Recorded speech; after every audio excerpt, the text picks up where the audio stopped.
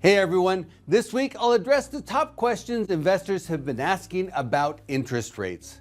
Then I'll share Wall Street's current rate predictions for 2025 and how interest rates could shape the commercial real estate landscape in the coming year. So on September 18th, the Fed reduced rates and they went big with a 50 basis point reduction. Which brings me to the top question from investors. Why did the 10-year Treasury go up after the Fed cut the overnight rate? Part of the answer is that the Fed reduced interest rates on the very short-term lending, literally the rate the Fed charges banks to borrow money overnight. And although the many different US Treasury rates tend to move in the same direction like an unruly herd, they don't move in lockstep. The timing and magnitude of interest rate movements of various maturity terms can vary, and they can even go in opposite directions over the short term.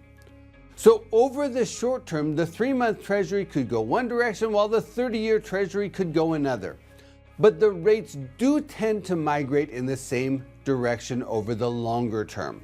Wall Street investors are another factor driving the rate disparity. Basically, the 50 basis point rate cut was already baked into the bond pricing, and once that expectation was validated, the market pricing adjusted from there.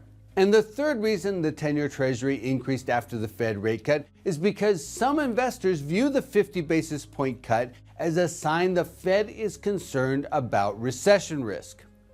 And since that 50 basis point reduction, I've seen a lot of investors citing a statistic that, on average, 18 months after the Fed starts cutting rates, a recession follows. The key word here is average. Since 1990, setting aside the COVID cuts, the Fed has cut rates 6 times. And while recessions follow the cuts by an average of 18 months, the spread has been significant. It took 69 months for a recession to form after the 1995 rate cuts, which was arguably a soft landing, while a recession started immediately after the 1990 rate cuts.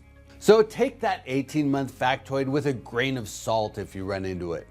In addition, investors should consider that we're in a pretty unique situation compared to the past rate reduction periods.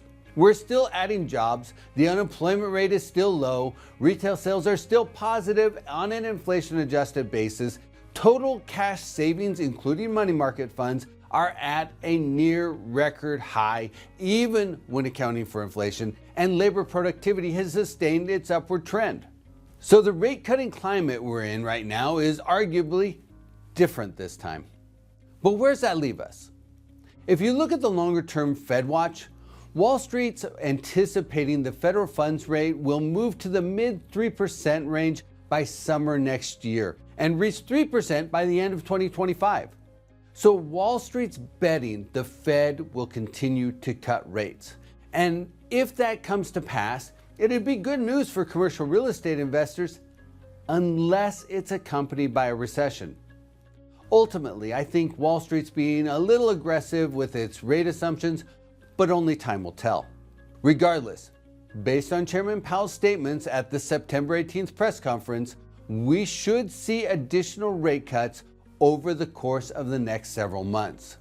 And that's already spurring some aggressive bidding activities on some multifamily, industrial, and retail assets, especially in northeastern and west coast gateway markets, regions that didn't get as much pricing pressure or development in the last cycle as the Sunbelt markets.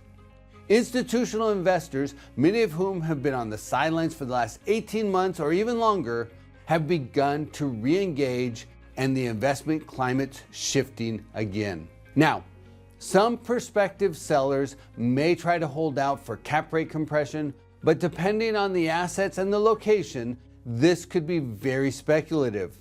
Yes, falling interest rates could spawn downward pressure on cap rates, but to get there, we need to see an aggressive buyer pool with ready access to relatively low-cost debt capital. And we're not there yet. Whether we get there, that's still up in the air. So from my perspective, the commercial real estate market has shifted gears, and the outlook for most property types in most markets is generally positive. Will it get better? Maybe.